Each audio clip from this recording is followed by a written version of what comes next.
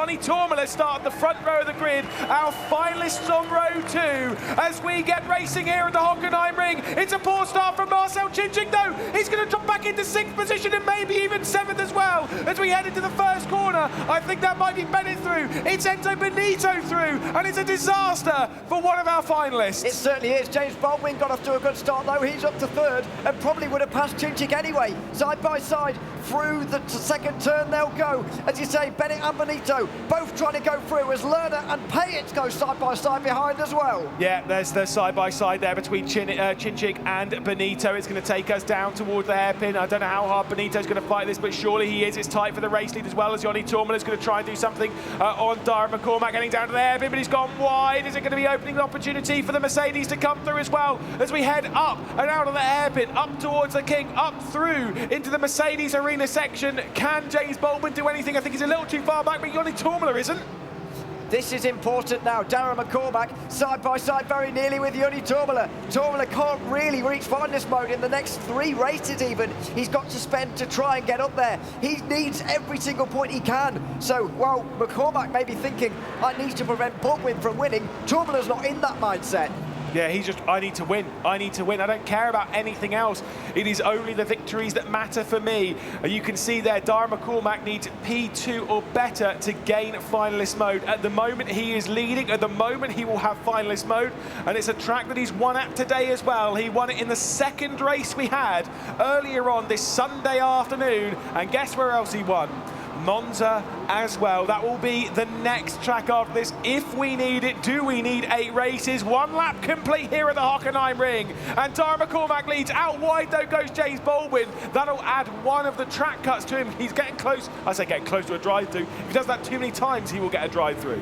Yes, he certainly will, so needs to be careful of that, even over the course of a short 10-lap race. McCormack is getting away with this race, though. Is this going to be the one for Baldwin? It's looking less and less likely with every moment he spends behind Johnny Tormala. He has to go now, and he will do. Inside line at the hairpin. Surely this will be the move for James Baldwin. Josh Rogers will want to get through here as well because he needs a podium right now in this race. Baldwin will be through to 2nd place, and here comes Josh Rogers as well.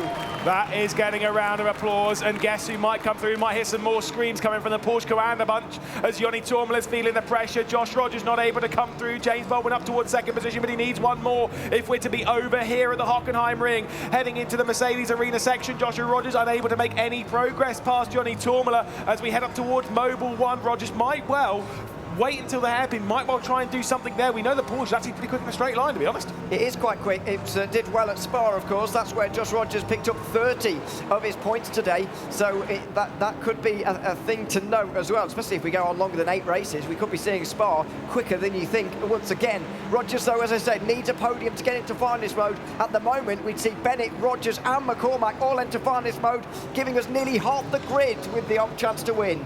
Yeah, this could be a very, very incredible end to the very first ESL R1 major as we complete 2 laps of racing. It's not going to be done yet. We'll be adding to the finalists at this rate. We'll have 2 extras onto there, being Bennett and McCormack. We'll probably have more in the near future as well if this keeps on going, and maybe we will be here until 8 AM. At this rate, I genuinely don't think we will, purely based on the fact of how elbows out everything has been. It's 2 versus 10 at the moment, and it's getting a bit feisty out there. The way this is going, especially if Josh Rogers gets into the top 3, I think this is going to end either this race or next here, because 5 drivers having finalist mode surely will be enough. Meanwhile, Moritz Lerner is defending from Marco Payet. That's for 8th place. This is more for positional battles in terms of the money, because there's a lot of money on the line, as I should say. For these positions, Lerner holding on to 8th position for now. Doesn't quite do enough to overhaul Kevin Siggy with this position, though. You did go a bit northern there. On line. On line. On line, all right, mate. Yeah, no, cool. Darren McCormack, like you say, I don't think he's feeling much pressure at the moment. You can see in the top right there, as you were saying, Erhan Yofsky and Josh Rogers need to basically be in the top 3. Rogers is very close to that top 3 at the moment, being just 2/10 behind as they head through Mobil 1. But do you think, okay, let's say, for example, you're in Bennett's boots. Do you pressurise Rogers here? Because for you, you don't need it. You're in position right now. Well, yeah, but you'd rather Rogers wasn't there. Correct. So, that's what I was about to say. Okay, but so it depends whether they're thinking like that or not. Do they see Rogers as a threat at Monza? Which I would, because the Porsche, as you say, has got good straight line speed. Yeah, but it is bad at Monza for some reason. he's still got 6th in the last race. I know that's not a win, but by any means, but still think he'll be able to do well in that. So, you know, I think they'll want to prevent him from getting through. Not at all costs, because Bennett still needs points, but no, even so. I think if you want to go into, if you're going into finalist mode, if you can deny someone else getting into finalist mode, you have to take that. You have to deny as many people in finalist mode, because then you're worrying about less people, because then if they win the next race, yeah, whatever, fair enough, then you'll be in finalist mode, whatever. But you're giving yourself the opportunity and you're removing those from others. But I get the feeling this might be it. Porsche Coanda, Joshua Rogers closing in, looks down the inside of Joni Tommler, he's sending it to the hairpin. He's down the inside of the BMW, a little bit of contact between the two, and the 51 with the outside line could have the drag off the corner and might well open him up to the opportunity from Bennett. And Josh Rogers has to tuck in. Luke Bennett will get involved now as well, where he made that dive yesterday. Of course, it caused so much problem. Here comes Josh Rogers down the inside of Joni Tommler, and Luke Bennett will make it 3 wide. There he goes on the outside line. Oh, and Tommler's off. Josh Rogers goes through to 3rd place. Where on earth is Joni Tommler? He's off the road somewhere. He's off in the back. You can see 12th place for Joni Tommler. Luke Bennett moves up as well, but Josh Rogers is in an all-important podium place. What happened to Joni Tommler? I have no idea. No. It just seemed like it was a solo mistake or maybe something else. I've got absolutely no idea. That's looking at Darren McCormack, our race leader, who, by the way, only has half a second over James Baldwin. The crowd's gone wild because Joshua Rogers has got up into 3rd place. And as you can see right there, Luke Bennett is now just 1 point short of gaining finalist mode, which means in this race right now, 3 drivers in these positions will gain finalist mode. Darren McCormack, Joshua Rogers and Luke Bennett to join James Baldwin and Marcel Chinching as things stand. But right now, Baldwin is looking to end it here and now. He is, and he's looking quick as well. I thought that gap would be too much, and I thought Darren McCormack would be able to take this one home and take us to another race. But James Baldwin is beginning to stretch his legs again. He's got the pace here, clearly. He's gaining a lot of time. He'll be having a go for this. He looks to the inside, he looks to the outside. Darren McCormack defends on the inside line. They're both late on the brakes as you can possibly be, and the Irishman holds on for the moment. I know we looked late, but that did look suspiciously like a bit of a double move in the braking zone, but of course we did look late, so fair enough, we won't question it too much.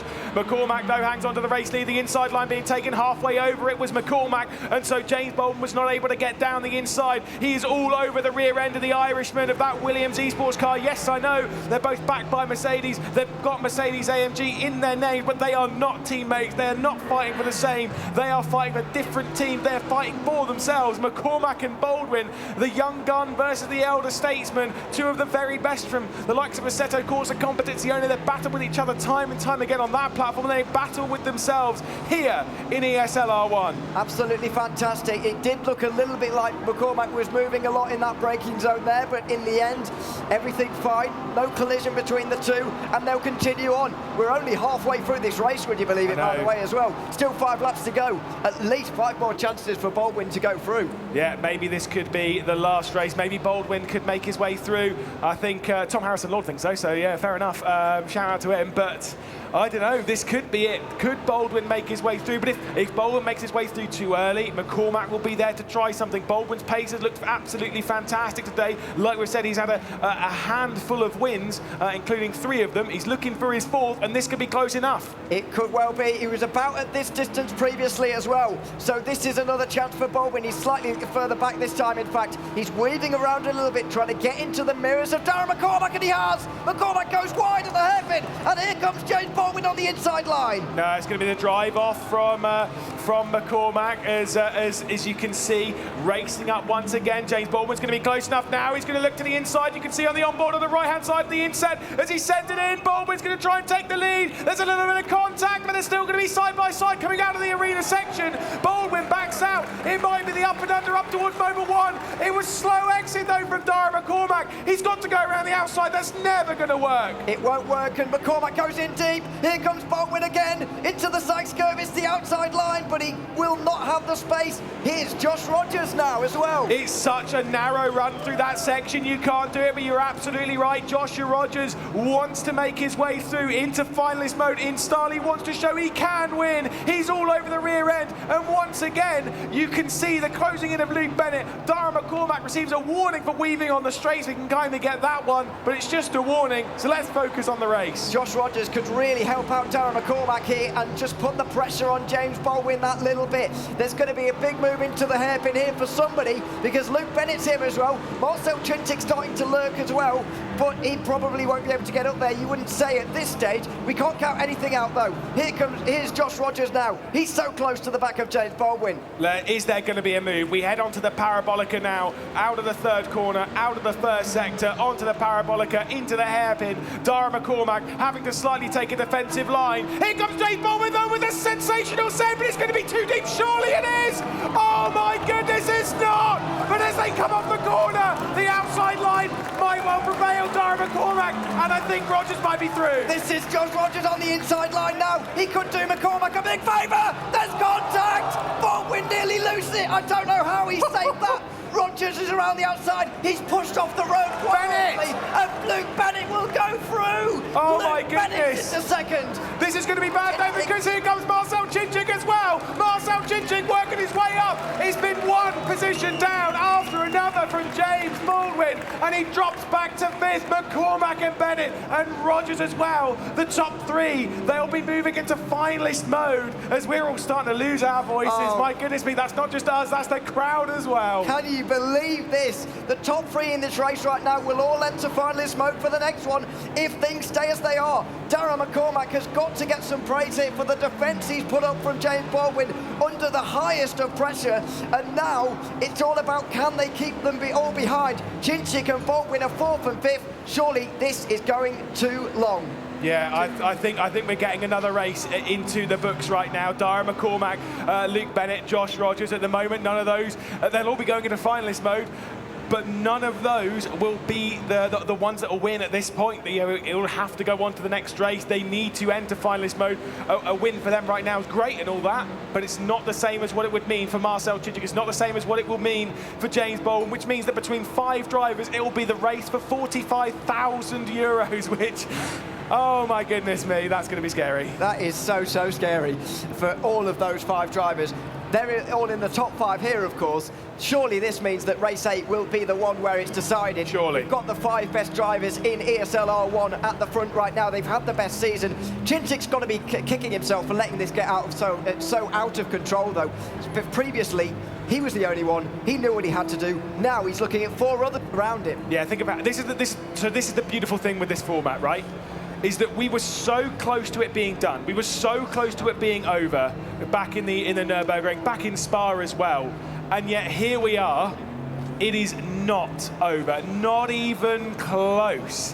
And it means that it's going to come down to that final race at the Autodromo Internazionale di Monza, which that is terrifying as a prospect to any sim racer. It's so terrifying, especially the first corner. Yeah, I've got to be honest, but we'll see what happens through there. The real point, I guess, in this race now is whether Josh Rogers can hold on to 3rd place. I don't think Cincic or Baldwin can take the race win overall here in this one now.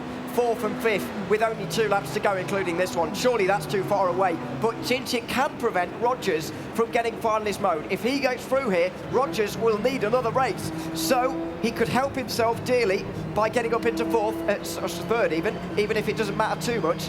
The thing is, between all of these, if we're having these 5 as our finalists, the thing is, at least 3 of them are really confident coming into the next round. Rogers might not be, Bennett might not be, Rogers might not even be a finalist at this rate, is exactly what you're saying is happening. Marcel Cincic sending it in there, making a little bit of contact on the rear end of the Porsche Coanda, but it's all fair at the moment as they depart the corner. It's still going to be Joshua Rogers in that 3rd position. Nice defending from Josh Rogers there, by the way. He defended the inside, but when you do that, you often go sailing off and miss the apex a little bit, or not that extreme, of course, but you do lose a bit on the exit. But Rogers really slowed it down on the apex there to make sure that Cincic couldn't go through, bumped into the back of him, and so keeps that 3rd place. But he's only inviting more pressure on himself. Yeah, absolutely. Well, you've got Moritz Lerner and Enzo Benito as well fighting behind all of this, but I'm sorry, but our attention has to be on all of this lot. What a final few races we've had. Race 5, race 6, race 7. As soon as this finalist mode's been active, this has been beyond crazy. I love this. It is absolutely fantastic. It has been wonderful so far. We've gone through more finalists than I think we were expecting, if we're honest. We've gone through more I said races. 3. Yeah, exactly. I think we agreed on 3, actually, that it will be around there. We're clearly not going to get that. You know, it's been 3 races now as well. This is the 3rd race where it could have been decided, but we go on one more, and I can't see that happening any longer. The real focus, though, will be for 3rd place. Can Josh Rogers hold on to that all-important podium? Yeah, well, this is the final run for them, out onto the Parabolica, out towards the hairpin. So Marcel Chinchik, if he's going to get through, is going to be now. I think James Baldwin has sort of accepted his position in 5th. He's not really going for anything else, and knows it's going to take one more, knowing that he's got speed, knowing that he's got confidence, knowing that he's got the car to take victory at the Autodromo Internazionale di Monza. Here comes Joshua Rogers taking the defensive line once again. A bit of a send as well from Enzo Benito in the background. And it is going to be Rogers, pretty much a carbon copy of the previous attempt, defending beautifully. Was that a replay? It was the same It's thing. close. It was the same thing. Rogers defending the inside as well as he did the first time. Well, let's see how aggressive Chinchik's going to be in his attacks here now, though, Surely because well, what does he have to lose? Yeah, fair enough. Yeah, no, I mean, you're absolutely right. Like him, yeah, if he gets past Rogers, he's removing one of those finalists, one of those people that can do it. So yeah, you're absolutely right. He's not in a winning position right now, is he? No. So might as well. Yeah, fair enough. But clearly he hasn't, and I don't think there's going to be any more chances for him to do so either. These two are going to get into finalist mode as well, though. Darragh McCormack did the bulk of the defending and let others get involved. That pushed James Baldwin back, and it means we go on into the final couple of corners. Race 7 here at the Hockenheim Ring is going to go to Darragh McCormack. He will get finalist mode along with Luke Bennett and Josh Rogers, who join him on the podium. Chinchik and Baldwin have now let this get out of control as this race has gone on. Unbelievable race once again. Darragh McCormack breathes a sigh of relief just a little bit, and we're going to go down to now to Aslo, who's standing by.